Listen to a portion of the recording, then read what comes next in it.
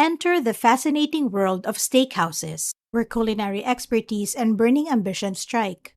Here, the symphony of flavors and the scent of precisely seared pieces combine to produce a moment beyond simple dining.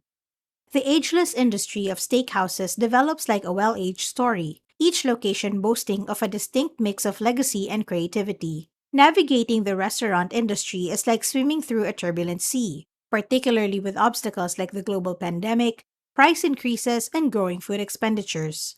The data presents a grim image, with some eateries battling to keep making it through the 5-year milestone and suffering razor-thin revenue margins.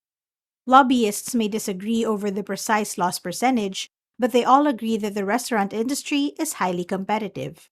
Out of all the culinary experiences available, one kind of restaurant consistently outperforms the others in earnings: a classic steakhouse. These meat-focused establishments routinely score dominant among restaurants in the US in terms of revenue. In this video, we'll explore the exciting world of steakhouses and analyze the unique business models used by three multinational behemoths that serve a variety of patrons and budgets: the classy Ruth Chris Steakhouse and the more approachable Outback Steakhouse. Prepare to delve deeply into the strategic understanding underlying these top picks. Ruth Chris Steakhouse is a powerful chain with more than 100 restaurants spread around the US, Canada, and Mexico. The brand had a paradigm shift on May 22, 2008, when it underwent a deliberate makeover and was smoothly incorporated into Ruth's Hospitality Group after Mitchell's Fish Market was acquired. This culinary empire's corporate office, tucked away in Winter Park, Florida, is the company's beating heart. Ruth Chris aims to attract people who want prime cuts and have a little more wiggle room in their budgets, targeting the upper reaches of the steakhouse industry.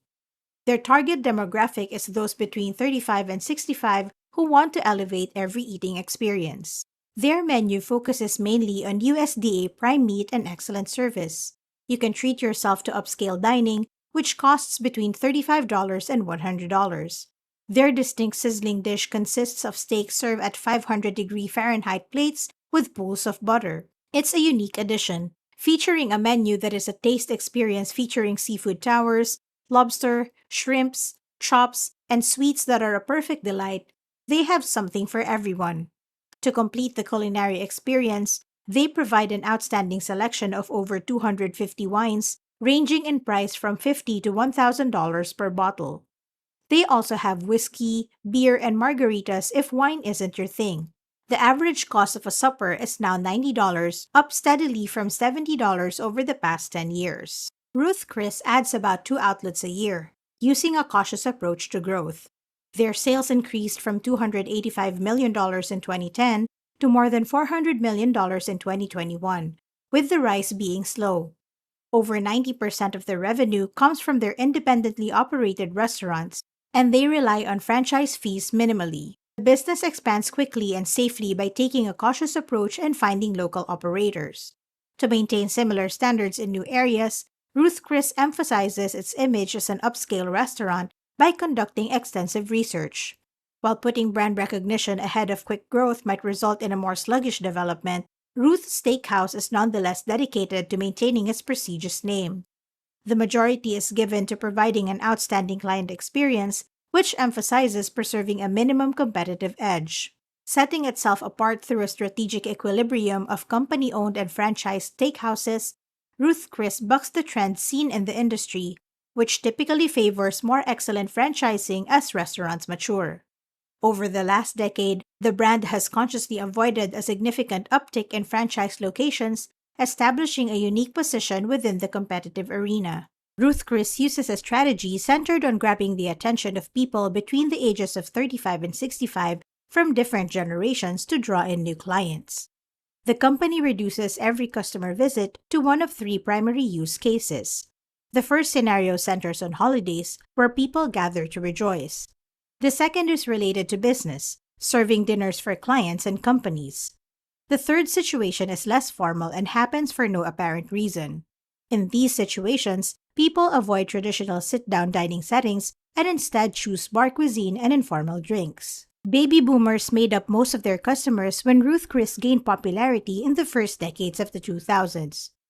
Ruth Chris focuses on millennials as baby boomers enter retirement and their lifelong value declines. The younger generation is now the focus, with those between the ages 35 and 65 emerging as the new target market. Tastemaker dinners, which are $150 per person for fixed-price four-course menus with wine included, are Ruth Chris's attempt to draw in younger customers. Although set menus are everyday for steakhouses, Ruth Chris's move toward tastemaker evenings could be interpreted as a reaction to the rising popularity of Japanese tasting menus. The newest addition to Ruth Chris's choices, Sizzle, Swizzle, and Swirl, is aimed at young people on a tight budget who want flavor without spending $40 on a piece of meat. From 4 to 6 p.m., enjoy a $9 beverage or spoil yourself with an $11 hamburger or steak sandwich during the weekdays when you eat at the bar. A per-location analysis of these numbers show the achievement metrics of a posh steakhouse. A Ruth Chris steakhouse can expect to make $5.5 million every year on average, and over the last 10 years, sales have consistently increased by 4% annually. Because of supply chain issues and price inflation, Ruth Chris's ingredient costs increased to 32% of total revenue in 2021. In 2021, the average fine dining steakhouse spent approximately $2 million on top-of-the-line supplies. About $875,000, a sizable portion, went into the meat item.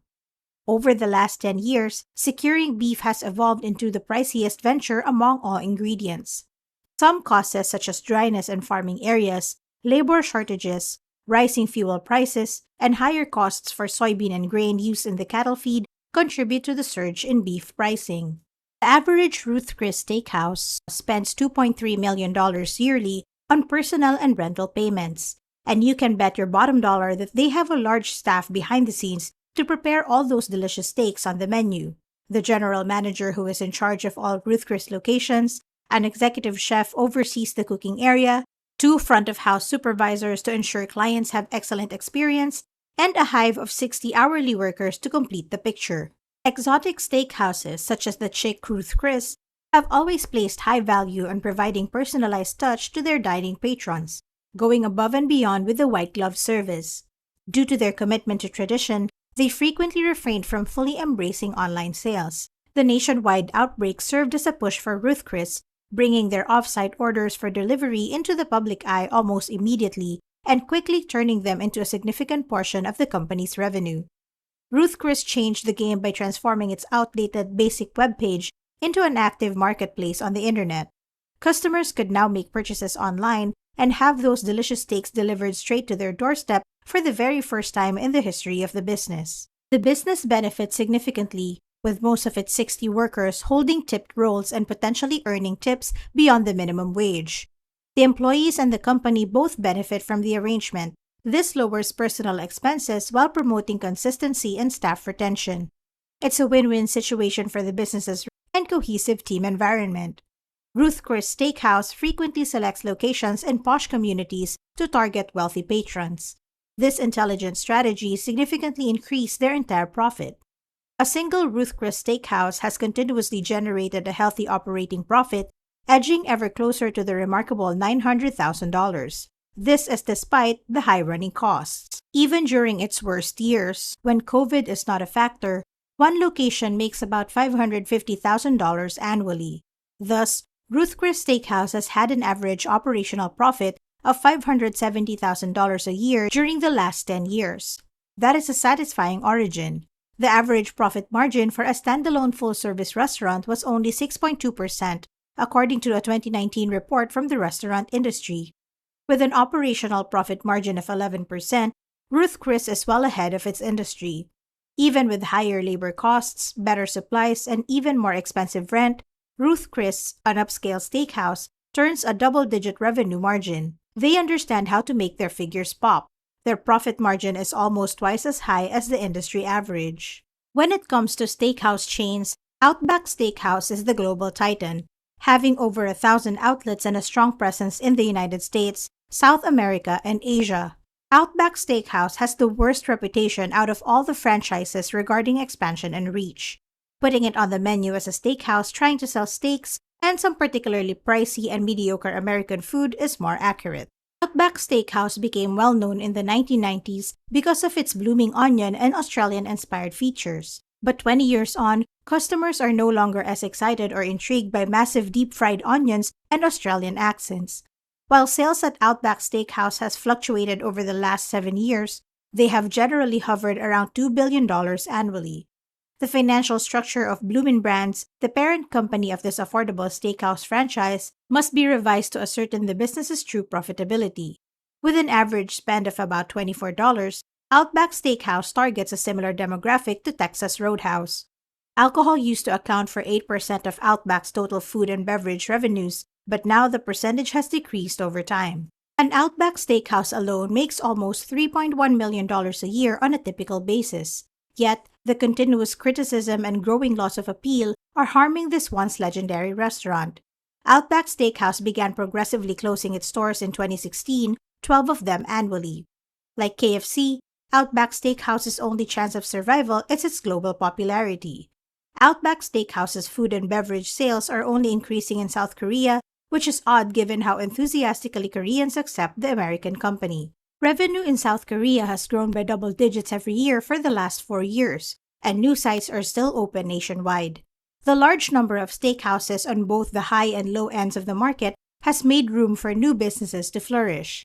Rising to the prominence in the Brazilian steakhouse market, Fogo de Chão is praised for its flawless buffet-style service, all-inclusive fixed-priced food, and flame-grilled beef. Instead of spending $100 at Ruth Chris or settling for an inexpensive $20 steak at Outback Steakhouse, Fogo de Chão creates a space in the affordable steakhouse sector by providing a $50 or $60 steak service.